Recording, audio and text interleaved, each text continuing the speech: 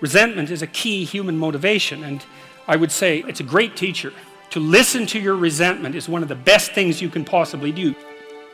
Resentment only means one of two things. It means either like shut the hell up, grow up, quit whining and get on with it.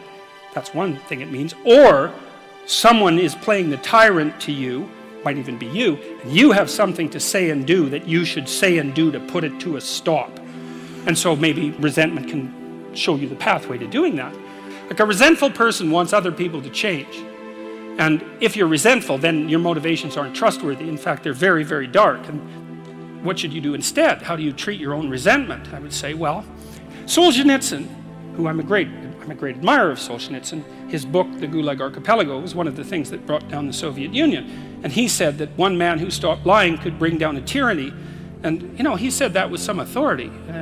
He said when he was in the Gulag camps, meditating on how the hell he got there, and he had a rough life, man. I mean, first of all, he was on the Russian front at the beginning of World War II, and then he was thrown in the Gulag camps, and that was just the beginning of his adventures, man. He had a rough life. And he was in the camps, and he was thinking, what the hell? How did I get here? What's going on? I mean, he had Hitler and Stalin to blame, right? So if you need someone to blame, man, Hitler and Stalin, that's great. But that isn't what he did. He said he meditated for a while once he realized that he might have something to do with, in some strange way, with the way things turned out for him. And he said he went over his life with a fine-tooth comb in his memory. He thought, okay, where did I go wrong? But by my own judgment, when there was a path in front of me, when did I take the path that I knew I shouldn't take? Because you all know that, right? Sometimes you don't know if what you're doing is good or if it's bad. It's just ignorance. You just don't know. But sometimes you bloody well know, and you do the thing you know you shouldn't do anyways. That happens a lot. And why do you do that? Spite is part of it, stupidity. There's all sorts of reasons, but you certainly know you do it. Solzhenitsyn thought, okay, well, what would happen if I took responsibility for where I am in this concentration camp, and then I went over my whole life and tried to figure out all the things I did that were wrong by my own estimation that increased the probability that I would get here, and then what would happen if I tried to set them all right now in the present?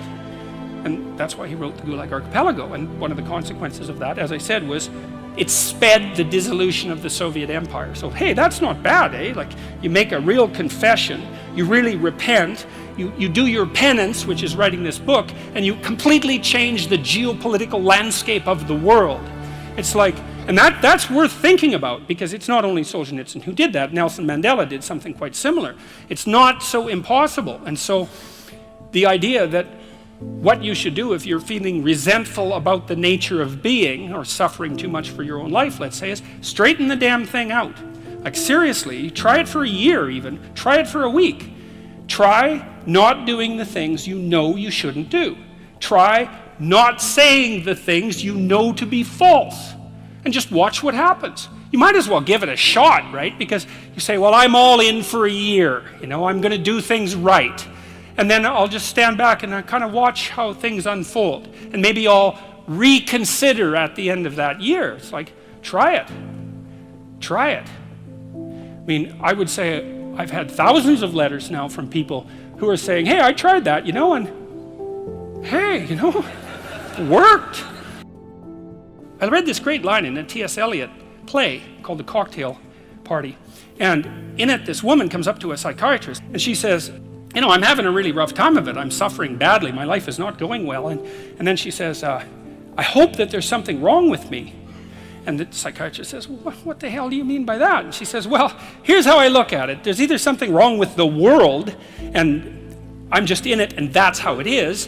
And then, what am I going to do about that? Because it's the whole world. Or maybe I could be fortunate, and there's something wrong with me that's causing all this unnecessary suffering. And if I could just set it right. I could learn, and I could set it right.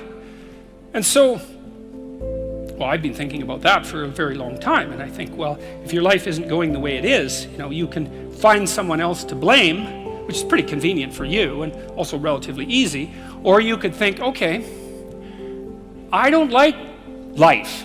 I don't like the way my life is unfolding. Maybe I don't like life in general because it's tragic and tainted with evil. How do I know if my judgment is accurate? And the question is, well, have I really done everything I possibly could to set my life straight? Because maybe I shouldn't be judging it its quality, or the quality of life itself, or being itself for that matter, if I haven't done everything I possibly could to set my life straight? Well, so there's a task.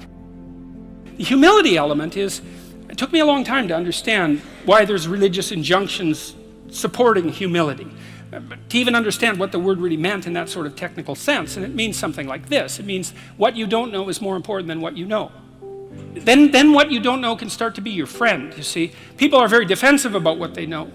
But the thing is, you don't know enough. And you can tell you don't know enough because your life is not what it could be, and neither is the life of the people around you. You just don't know enough.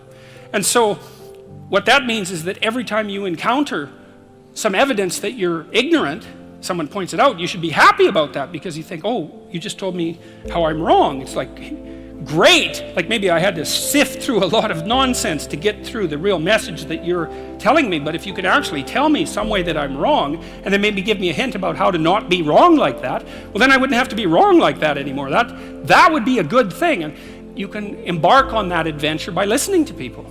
And if you listen to people, they'll tell you amazing things if you listen to them. And many of those things are little tools that you can put in your toolkit, like Batman, and then you can go out into the world and use those tools, and you don't have to fall blindly into a pit quite as often. And so the humility element is, well, do you want to be right, or do you want to be learning? And it's deeper than that. It's, do you want to be the tyrannical king who's already got everything figured out? Or do you want to be the continually transforming hero, or fool for that matter, who's getting better all the time? And that's actually a choice, you know. It's a deep choice, and it's better to be the self-transforming fool who's humble enough to make friends with what he or she doesn't know, and to listen when people talk. And listening is a transformative exercise. Like if you listen to the people in your life, for example, if you actually listen to them, they'll tell you what's wrong with them and how to fix it and what they want.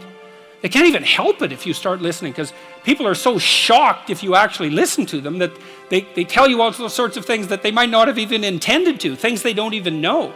And then you can work with that. And the other thing that's so interesting, you know, now and then you have a meaningful conversation, right? You have a good conversation with somebody, you walk away and you think, geez, you know, we really connected, and I know more than I did when I came away from that conversation. And during the conversation, you're really engrossed in it. And that feeling of being engrossed is a feeling of meaning, and the feeling of meaning is engendered because you're having a transformative conversation. So your brain produces that feeling of meaning for you. It says, oh yeah, this is exactly where you should be right here and now. It's the right place and time for you. And that's a great place to occupy. And so a good conversation where people are listening has exactly that nature. And the reason it has that nature is because it is in fact transformative. It's one of the truisms of clinical psychology. Like if you're a clinical psychologist, a huge part of what you do is just listen to people. It's like, you know, they come in, they're unhappy, and they'd rather not be, something like that. You say, well, why do you think you might be unhappy? And they don't know. They have some ideas, and they may have to ramble around for like a year before they figure out why they're unhappy. They get rid of a bunch of reasons why they thought they were unhappy that are untrue, and then you kind of get to the heart of the problem. And then you might ask them, well, if you could have what you wanted so that your life would be okay, what would that look like? Then they have to ramble around a bunch about that because they don't really know. But the listening will straighten them out, because people think by talking. And in order to think, you have to have someone to listen, because it's very hard to think. Hardly anyone can think. And even the people who can think can only think about a limited number of things. But almost everybody can talk. And you can listen to yourself talk, and if someone listens to you, then you also have a foil for your thoughts, right? Because you can watch the person when you're talking and see if you're boring, or see if you're amusing, or if you're engrossing, all of those things. And so like if you're arguing with your wife, let's say, or your husband, big party is going to want to win. And that's stupid, because you don't want that. You want to defeat your wife in an argument. Oh, well, great. Like if she was going to disappear tomorrow, no problem. But like you're going to like live with defeated, miserable her for the next week? That's no good. So you listen and you think, okay, well, here's what I think you said, and maybe even make it a little stronger and more elaborated than was the case with the original utterance, so that you get the damn argument right. Because you don't want to win, you want to fix the problem. That's the winning.